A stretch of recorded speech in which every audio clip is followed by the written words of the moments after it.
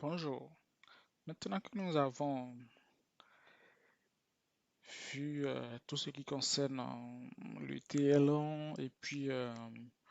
et l'API, sa livraison, sa sécurisation, son monitoring avec Prometheus et Grafana, nous allons maintenant intégrer Airflow.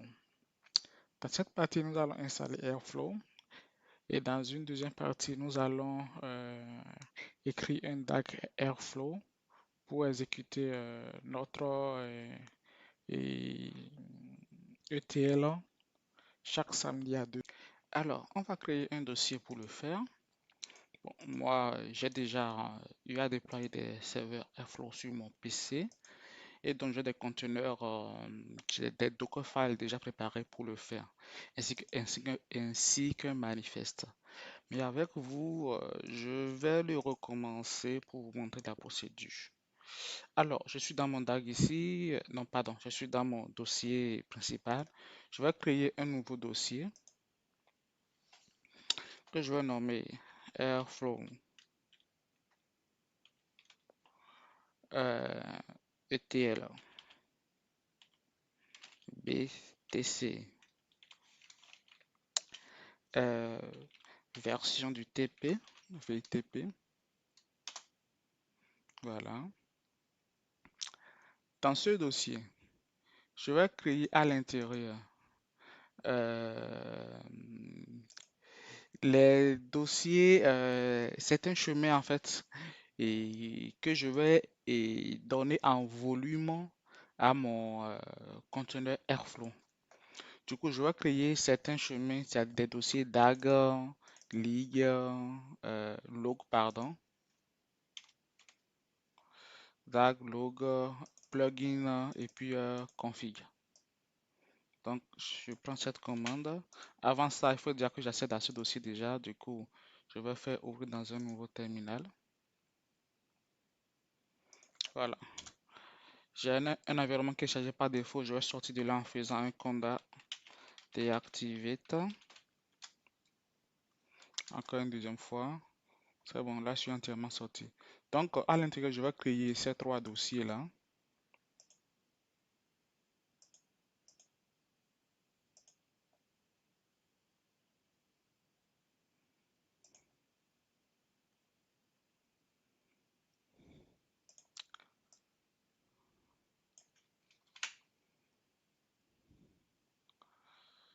Donc je fais ça. Et donc quand je vais défiler ici, je vois pas ça, je vais l'actualiser. Et quand je défile, on voit bien que j'aime. On est où? Non, pas là. On voit bien que j'ai mes trois dossiers config, DAG, log et puis plugin dans mon dossier ETL-BT. J'ai mis mal que BTC, c'est BTE, j'ai mis. Je vais sortir de là, CD. Et je vais le renommer rename. C'est BTC que je voulais mettre. Voilà.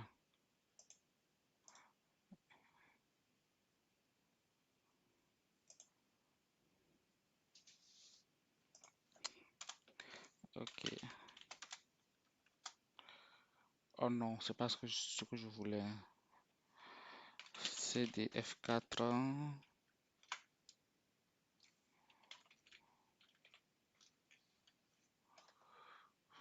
Je vais accéder à ceci.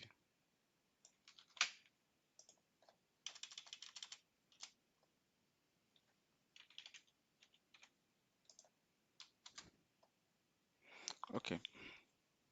Donc, tu fais un ls. Je vois bien que j'ai mes quatre dossiers qui sont créés à l'intérieur. Ok.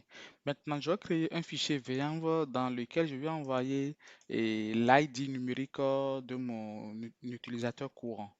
Généralement, c'est 1000, mais je le fais en, en- en- en ligne de code. Lui-même ira récupérer l'ID numérique et va me l'envoyer dans un fichier VM. Voilà. Et, et je vais lui donner comme nom de variable Airflow UID. UID, utilisateur ID. Donc, je valide. Donc, je viens ici, j'actualise. Et j'ai mon V1 qui est...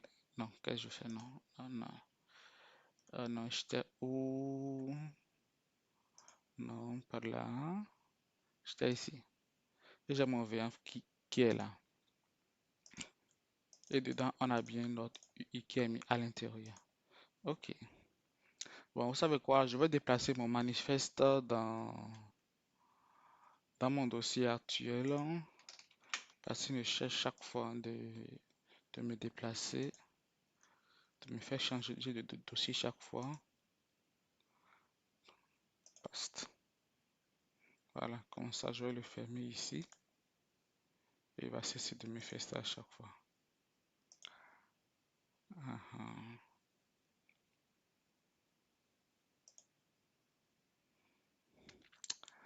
Donc, je reviens dans mon dossier ici. OK. Donc, maintenant que j'ai fait cette étape maintenant, je vais télécharger le fichier Docker Compose livré par Airflow Apache lui-même. Du coup, je fais un cœur là de ceci.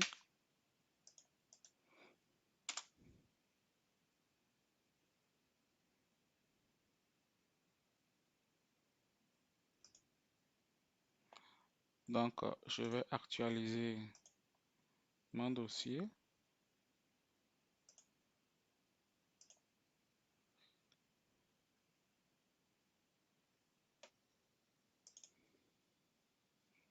Alors, il ne le télécharge pas. Je vais voir ma commande. Ouais, ici, c'est pas 0, c'est O. Et non pas 0. Donc, je reprends ma commande. Parce que là, il me l'a juste affiché, mais il n'a pas téléchargé. Donc, j'exécute à nouveau et puis j'actualise.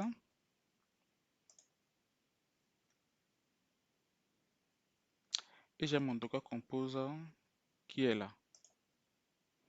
Voilà, du coup, c'est mon Docker Compose qui m'a été proposé par Airflow lui-même ça.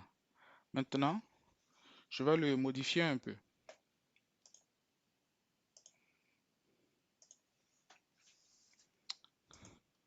Ok. Du coup, ici déjà, plutôt que d'aller me télécharger le Airflow là-bas directement, je vais mettre cette partie-ci en commentaire. Et je vais plutôt faire un build point et point parce que je vais préférer déposer un Dockerfile ici en fait, à ma racine là. Du coup, et à propos de ça, je vais le faire en même temps. Du coup, new file, Dockerfile, voilà. Et à l'intérieur, je vais mettre à l'intérieur les instructions pour aller me télécharger et- mon conteneur Docker. Bon, ça, je l'ai déjà préparé. Je vais le récupérer dans une de mes anciennes versions. J'ai mon Dockerfile ici. Donc, je ferme ça. Je viens dans mon dossier principal et je colle. Donc, je lui donne la version du Airflow que je veux. Et puis, je vais copier mon requirement ça. Et ensuite, je vais installer mon requirement. Mon requirement contient certains packages, notamment Panda et puis PArray. Je l'ai déjà préparé ici également. Bon, je ne vais pas tout refaire puisque c'est quasiment la même chose que ce que j'avais déjà préparé ici déjà. Je vais le copier, mon requirement. Je vais dans mon nouveau dossier où je veux déposer. Je fais paste. Donc j'ai mon requirement qui est ici. On a besoin de Panda et puis PArrow. Ces deux-là, c'est si vous voulez interagir votre Airflow directement avec le provider de Google que vous avez besoin de les installer, sinon pas besoin. Du coup, je reviens dans mon Docker Compose. Donc, ça, c'est bon. Mon build point ira récupérer ce Docker file là pour le charger. Ensuite, au niveau de l'environnement, ici j'ai un Celery exécuteur pour notre test à nous, ici, on va utiliser un local exécuteur. Bien sûr, il ne faut pas utiliser un local exécuteur en prod, bien sûr. C'est juste pour les réseaux du TP qu'on va l'utiliser. En prod, il faut utiliser des exécuteurs adaptés. Du coup, je vais mettre ceci en commentaire.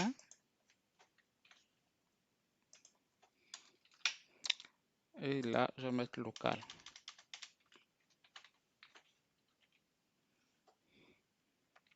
Voilà. Ensuite, est-ce que j'ai du céleri ailleurs encore? Toc, toc, j'ai du céleri ici et ici, j'en ai pas besoin. Du coup, je le mets en commentaire.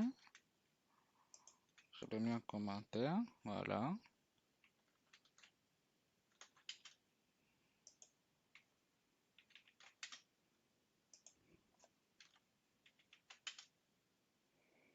Voilà. De quoi est-ce que j'ai besoin encore? Ici, est-ce que j'ai envie que Airflow me charge les exemples de DAG quand il va démarrer? Ici, moi, j'aime bien mettre false là parce qu'il a beaucoup de coups de DAG qui chargent près de 80 environ. Je crois que c'est 79 ou 81, je ne sais plus trop, ou 14, mais bon, c'est dans les environs de ce genre-là quand même. Du coup, c'est beaucoup et ça charge l'interface parfois pour rien. C'est bien de les charger si vous n'êtes pas encore habitué à la conception des DAG. Comme ça, vous pouvez voir des exemples de DAG à l'intérieur et vous inspirer pour créer vos DAG. Mais bon, si vous voulez avoir un environnement un peu épuré, moi je préfère m'en passer en fait. Ou bien si vous savez déjà construire les DAG, je préfère m'en passer. Dans votre cas, vous pouvez le laisser à trop. Voilà. Mais seulement que votre environnement de DAG sera chargé dès le démarrage. Ok. Mais moi là, je vais le mettre à false. Ok. Alors, et un Redis, non, je ne veux pas de Redis.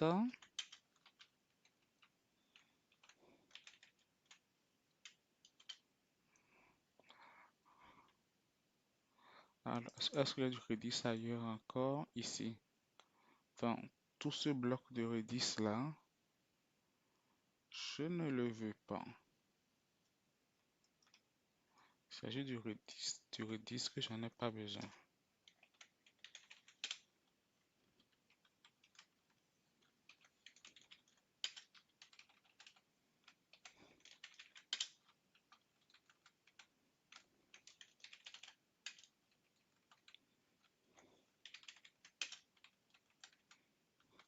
Allez, je mets ça en pause le temps. Non, il ne reste plus beaucoup du coup.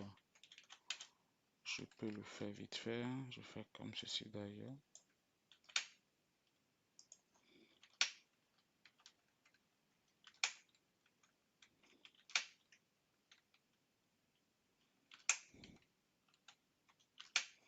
Voilà.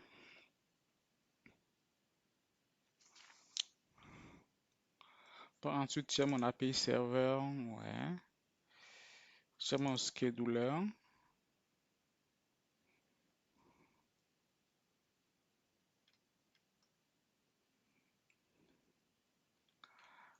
Hmm.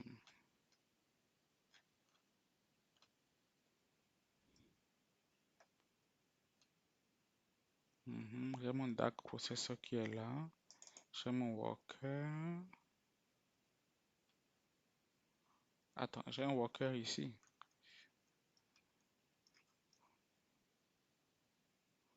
Ouais, ok.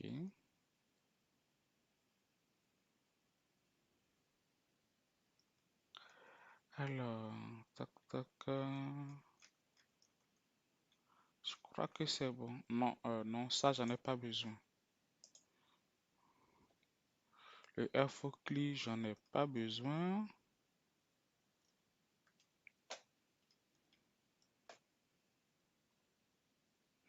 Ainsi que le flower non plus.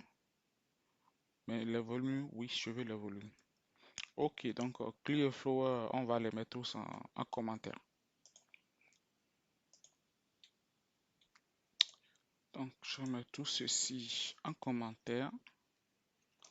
Donc, je vais faire comme ceci. Ok, je l'ai déjà ajouté manuellement, hein. Et puis voilà, je crois que là, mon Yammer, il est prêt. Donc là-dedans, ici, c'est mon ID de Airflow et mon mot de passe de Airflow. Je peux le changer si je veux. Et du coup, c'est Airflow comme ID et Airflow comme mot de passe. Ici, c'est mon init. C'est mon Airflow init qui va préparer tout ce qu'il faut pour que le Airflow fonctionne bien. Là-dedans, je dois avoir des volumes quelque part. Toc, toc, la partie des volumes, c'est important que je vous montre ça. Toc, toc. Alors, où sont les volumes? CTRL F. Voilà, voici mes volumes qui sont ici. Du coup, ici, les volumes qui sont ici, en fait, hein, c'est pour pointer nos répertoires qu'on a créés à notre racine ici. Dagger, conflit, configure, logo et plugin là. C'est pour router ou bien comment dire ça. Genre pour faire pointer en fait ces volumes là vers ces emplacements là dans Airflow, dans le conteneur Airflow qui va s'exécuter. Sachant que l'emplacement racine pour l'installation de Airflow dans ce conteneur, c'est Airflow. Et donc, il faut en fait que nos DAG qu'on va écrire soient à l'intérieur de ce conteneur-là et dans le dossier DAG. Il faut vraiment que nos DAG soient à l'intérieur de ce dossier-là, en fait, pour que ça puisse fonctionner. Donc, c'est pour ça que comme le conteneur sera ouvert, on ne va pas ouvrir le conteneur dans un VS Code pour pouvoir écrire nos DAG à l'intérieur. On va préférer avoir nos DAG sur notre machine physique ici. Du coup, c'est pour ça qu'on va faire pointer en fait et cet emplacement-là qui est dans le conteneur vers l'emplacement externe qui est ici. Comme ça, toute modification qu'on fera dans notre DAG physique ici sera la même chose qui sera également dans notre DAG à l'intérieur du conteneur. Donc, c'est un peu comme si en modifiant un dossier dans notre DAG ici, on modifiait directement un dossier dans le conteneur Airflow et dans son dossier DAG là-bas. Voilà. C'est un peu comme pour NGINX. Pour NGINX, quand on l'a installé, il fallait qu'on dépose le fichier ngis.conf dans un répertoire précis qui est etc ngis. Et il fallait également qu'on dépose le dossier de configuration du site lui-même Fast API etlbtc.conf dans le dossier etc ngis slash site available slash le nom de notre configure de site. Donc c'est un peu pareil également sur Airflow. Il faut Airflow également a ses dossiers dans lesquels il travaille, d'où le dossier DAG qui est important puisque c'est à l'intérieur qu'il faut qu'on dépose nos fichiers DAG en fait. Ok, maintenant que ça c'est fait, on va sauvegarder. On va repartir dans notre manifeste pour voir c'est quoi la suite. Dans la suite, on fait quoi? On fait l'initialisation, c'est-à-dire qu'on va exécuter uniquement le service Airflow init que j'ai présenté tout à l'heure, le Airflow init. Il était en bas ici. Le Airflow init pour qu'il m'exécute à l'intérieur toutes les instructions qu'il y a dans le Airflow init en fait. Donc c'est lui seul qu'on va exécuter d'abord pour qu'il puisse nous préparer le terrain. Et c'est une fois qu'on aura exécuté notre Airflow init qu'on pourra maintenant ensuite faire notre Docker up pour lancer notre conteneur. Voilà. Du coup, sachant qu'à l'intérieur, il faut qu'on définisse quand même un truc. Où sont les ports? Les ports également, c'est important que je vous parle de ça. Ok. Vous voyez un peu ici, par exemple, Airflow demande à exposer son port 8080 interne sur le port de notre host 8080. Nous, on peut décider de changer ce port-là. Prenons par exemple le port, disons 80, 80-30 par exemple. Non, c'est pas joli 80-30. Prenons non, ok, laissons ça à 80-30. C'est pas grave. Mais si c'est pas joli, c'est pas grave. C'est un port comme tout autre. Ok, du coup, on va alors exposer notre port 80-80 interne du conteneur vers le port externe 80-30 de notre machine host. Du coup, je sauvegarde et puis je reviens ici. Je dois d'abord faire mon Docker init d'abord. Bon. Moi, j'ai pas trop intérêt à faire cette partie parce que bah, j'avais déjà des conteneurs qui tournent déjà. Du coup, il va juste trouver qu'il y a des trucs que ce qui veut faire que en fait, je l'ai déjà. Mais vous, puisque vous le lancez pour la première fois, vous avez besoin de le faire. Voilà.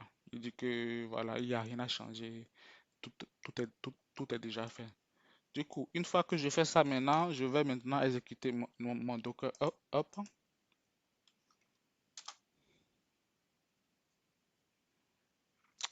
Il dit quoi? Toc, toc, toc. Il dit Docker file cannot be empty. Ah oui, je n'avais pas sauvegardé mon Docker file. Ok, d'accord. Vous voyez, quand j'ai collé l'instruction de mon Docker file, je ne l'avais pas sauvegardé. C'est pour ça que j'ai ici là qui est en blanc là. Donc, je vais le sauvegarder. CTRL S. Et vous voyez, ce n'est plus en blanc.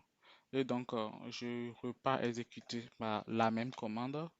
Docker compose up. Et là, il a commencé par tourner.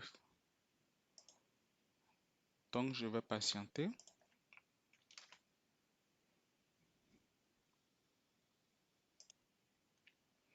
OK. Du coup, on va patienter en fait jusqu'à ce qu'on ait cette fenêtre-là qui s'affiche. Quand ça s'affiche, ça veut dire que notre serveur est prêt pour qu'on puisse y accéder. Vous, dans votre cas, si vous voulez, vous allez cliquer sur Opening Browser et il va vous l'ouvrir. Mais moi, comme moi j'ai changé le port, du coup, je ne vais pas cliquer là. Je vais, comme je connais mon port, alors, tac, tac, je vais faire comme ceci. Je viens ici, je saisis l'IP de ma machine sur laquelle Docker Compose est exécuté, puis le port 8030 que j'ai renseigné et je valide. Et voilà, j'ai mon Airflow qui est là, qui s'ouvre. Je vais agrandir un peu. Voilà, du coup le username c'est Airflow.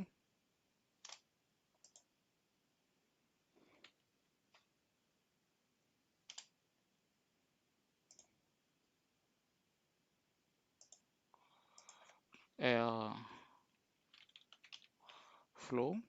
Et le password également c'est Airflow.